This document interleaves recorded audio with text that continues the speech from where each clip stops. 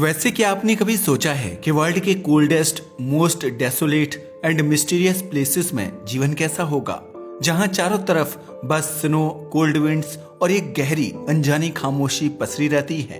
ये वो जगह है जहां सूरज साल में केवल कुछ महीनों तक ही दिखाई देता है और बाकी समय घनघोर अंधकार छाया रहता है, जहां का टेम्परेचर -80 डिग्री सेल्सियस तक गिर सकता है। जी हाँ, आप सही समझे, हम बात कर रहे हैं last corner of the earth यानी एंटार्क्टिका की, जहां कुछ ब्रेव साइंटिस्ट एंड रिसर्चर हर दिन नेचर्स टफेस्ट टेस्ट से गुजरते हैं। मगर सोचने वाली बात है कि इतनी सर्दी में जब पानी भी बर्फ बन जाता है तब ये साइंटिस्ट कैसे रहते हैं? क्या वो भी आम इंसानों की तरह ही हर दिन सुबह उठते हैं? अगर हाँ, तो उनका फूड एंड लाइफ स्टाइल कैसी होती है? आखिर कैसे दिन के 24 घंटे वे एंटार्क्टिका के सफेद बियाबान में बिताते हैं? आइए डिटेल में जानते हैं। एंटार्क्टिका यानी बर्फ से ढका हुआ एक वास्ट एंड अनइनहेबिटेड कॉन्टिनेंट, जहां पर रहना तो क्या, जाना भी आसान नहीं है। यह कितना ज्यादा दुर्गम है, इसका अंदाजा आप इस बात से लगा सकते हैं कि स्पेस स्टेशन में रहना एंटार्क्टिका में रहने से ज्यादा पसंद किया जाता है। क्या? जी हाँ, आपने सही सुना।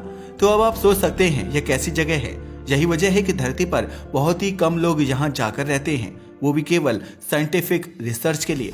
लेकिन एंटार्क्टिका की कोल्ड एंड हर्श क्लाइमेट में जीवन बिल्कुल भी आसान नहीं होता।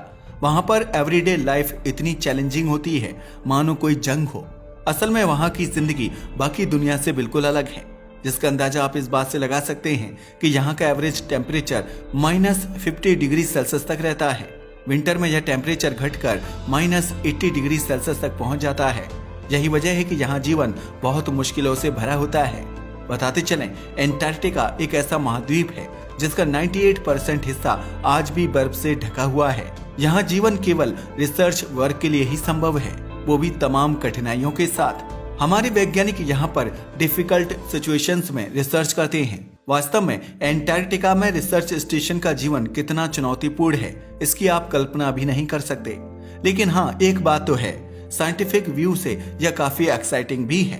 अब सोचने वाली बात यह है कि एंटार्क्टिका पर पहली बार किसने और कब कदम रखा था। बताते चले कि एंटार्क्टिका को पहली बार 1820 ईस्वी में रशियन सेलर्स ने खोजा था। इनका नाम था फेबियान गॉटलिव वॉन बेलिंगशॉसन एंड मिखाइल लाजारेव। इसके बाद 1911 में नॉर्वे के रोल्ड एमंडसन नाम के एक एक्सप्लोरर भी साउथ पोल तक पहुंचे थे। मगर अब जब नॉर्वे और रूस यहां पहुंच चुका था तो ब्रिटेन पीछे कैसे रह सकता था? जी हाँ, फिर वही हुआ, ब्रिटेन भी पीछे नहीं रहा। 1912 में ब्रिटिश खोजकर्ता रॉबर्ट फाल्कन स्कॉट भी यहां पहुंचे। एक्चुअल में ऐसा इसलिए क्योंकि यह समय डिस्कवरी ऑफ एंटार्क्टिका और साइंटिफिक स्टडीज का प्रिलिमिनरी राउंड था। लेकिन अब सवाल यह है कि इतने वर्षों से एंटार्क्टिका की जानकारी दुनिया को होने के बावजूद इस महाद्वीप पर किसी का कब्जा क्यों नहीं हुआ? वेल, हम आपको बताते चलें, ऐसा नहीं है कि यहाँ कब्जा करने की कोशिश नहीं की गई, लेकिन एंटार्क्टिका की हर्ष रियलिटी के सामने हर किसी ने अपने दावे वापस ले लिए। यही वजह है कि आज एंटार्क्टिका में केवल डिफरेंट कंट्रीज के रिसर्च स्टेशन मौजूद हैं। वैसे बताते चलें, यहाँ रिसर्च स्टेशन बनने की शुरुआत 1950 के दशक में हुई थी। इसके बाद 1959 में एंटार्क्टिका ट्रीटी पर हस्ताक्षर किए गए, जिसके तहत इसे केवल scientific research and peaceful activities के लिए डेडिकेटेड किया गया। तभी तो आज यहाँ बहुत सारे देश के रिसर्च स्टेशन मौजूद हैं। हमें पता है, अब आप सोच रहे होंगे कि भारत का भी यहाँ कोई रिसर्च स्टेशन है या नहीं। तो चलो अभी आपकी क्यूरियोसिटी को शांत करते हैं। असल में भारत ने 1981 में एंटार्क्टिका पर कदम रखा था और भारत का पहला रिसर्च स्टेशन दक्षिण गंगोत्री 1983 में स्टैब्लिश किया गया। इसके बाद 1988 में मैत्री और 2012 में भारतीय रिसर्च स्टेशन बनाए गए। वास्तव में यह स्टेशन साइंटिफिक रिसर्च के क्षेत्र में भारत के योगदान का प्रतीक है। लेकिन भले ही यहाँ रहने वाले वैज्ञानिक दुनिया को रिसर्च के फील्ड में काफी कुछ दे रहे हों, मगर उनका जीवन वहाँ आसान नहीं होता। तो चलो आज हम आपको एंटार्क्टिका के रिसर्च सेंटर्स में रहने वाले लोगों के बारे में बताते हैं। अगर बात की जाए इन लोगों के मॉर्निंग रूटीन की, तो एंटार्क्टिका में सूरज का निकलना मौसम पर निर्भर करता है। कभी कभी यहाँ महीनों तक अंधेरा छाया रहता है, जबकि गर्मियों में सूरज कई दिनों तक डूबता ही नहीं है। लेकिन इसका ये मतलब नहीं है कि गर्मी में यहाँ भयंकर गर्मी पड़ती होगी। इनफैक्ट सच तो ये है कि यहाँ की गर्मियों में भी तापमान माइनस में ही रहता है। वैसे अगर सुबह की बात करें तो यहाँ सामान्य सुबह नहीं होती, क्योंकि यहाँ का तापमान बहुत कम होता है। अगर यहाँ मौजूद रिसर्च स्टेशन से बाहर जाना हो तो स्पेशल टाइप के कपड़े पहनने पड़ते हैं ताकि ठंड से बचा जा सके। यहाँ की ठंड इतनी कठोर है कि हड्डियों तक को जमा सकती है। अब आप सोच रहे होंगे कि जब यहाँ का मौसम इतना कठिन है तो लोग कैसे जीवित रहते हैं और यहाँ पर क्या खाते हैं, क्योंकि इतनी ठंड में तो यहाँ उत्पादन भी नहीं होता होगा। जी हाँ, आपने सही समझा, यहाँ पर उत्पादन नहीं होता। यहाँ खाने पीने की सारी चीज बाहर से ही आती हैं। एक्चुअल में रिसर्च सेंटर्स में मौजूद हर किसी की diet as per the plan होती है। बताते चलें, यहाँ स्पेशल टाइप का ब्रेकफास्ट दिया जाता है जिसमें ज्यादा कैलोरी होती है। ऐसा इसलिए ताकि इंसान की बॉडी में ठंड से लड़ने की एनर्जी बनी रहे। एक्चुअल में यहाँ ब्रेकफास्ट में अनाज, फ्रूट्स एंड अदर फूड्स को शामिल किया जाता है। असल में यहाँ मौजूद हर व्यक्ति के लिए ब्रेकफास्ट मैंडेटरी होता है। पता है क्यों? वेल, ऐसा इसलिए क्योंकि रिसर्च सेंटर्स में जीवन डिसिप्लिन से बंधा होता है, क्योंकि रिसर्च वर्क के दौरान समय की पाबंदी का बहुत ध्यान रखना पड़ता है। और जैसा कि हमने आपको बताया, यहाँ का खाना और बाकी सामान दुनिया के अन्य भागों से लाया जाता है, क्योंकि यहाँ किसी भी प्रकार का उत्पादन नहीं होता। यही वजह है कि हर रिसर्च सेंटर में उनके कल्चर के अकॉर्डिंग ही खाना दिया जाता है। वैसे बताते चलें, रिसर्च सेंटर्स में काम करना बाकी दुनिया की तुलना में बहुत कठिन होता है। हमें पता है। अब आप सोच रहे होंगे कि जब यहाँ जीवन इतना ही कठिन है तो वैज्ञानिक यहाँ आकर किस चीज की रिसर्च करते हैं और यह रिसर्च क्यों जरूरी है। तो बताते चले, यहाँ के साइंटिस्ट वर्षा, मौसम के बदलाव, बर्फ में फंसे जीवों और अदर इम्पोर्टेंट सर्कमस्टेंसेस का अध्ययन करते हैं। यहाँ पर कुछ लोग ग्लेशियर्स पर काम करते हैं तो कुछ समुद्र के नीचे की संरचना को समझने में लगे रहते हैं। बताते चले, यहाँ काम करने के लिए स्पेशल डिवाइसेस का उपयोग करना पड़ता है जो चलाना आसान नहीं होता। हालांकि इन सब के बावजूद दुनिया को इस कॉन्टिनेंट के बारे में जानकारी देने के लिए हमारे वैज्ञानिक दिन रात जुटे रहते हैं। वैसे ही बताते चलें, यहाँ मौजूद लोगों के काम के घंटे डिवाइडेड होते हैं। एक शख्स कुछ घंटे तक ही काम करता है, उसके बाद उसे आराम करने दिया जाता है। पता है क्यों? वेल, ऐसा इसलिए क्योंकि इस कॉन्टिनेंट पर ज्यादा देर तक काम करने के लिए हमारा शरीर बना ही नहीं है। बताते चलें, एंटार्क्टिका के मौसम में कभी कभी बर्फीले तूफान भी आ जाते हैं जिसमें बहुत सारी दिक्कतें पैदा होती हैं। स्ट्रॉन्ग विंड अनुसंधान कार्य को रोक देती है और उन दिनों में सभी को रिसर्च सेंटर्स के भीतर ही रहना पड़ता है, क्योंकि इसके बाहर निकलना मौत को दावत देने जैसा होता है।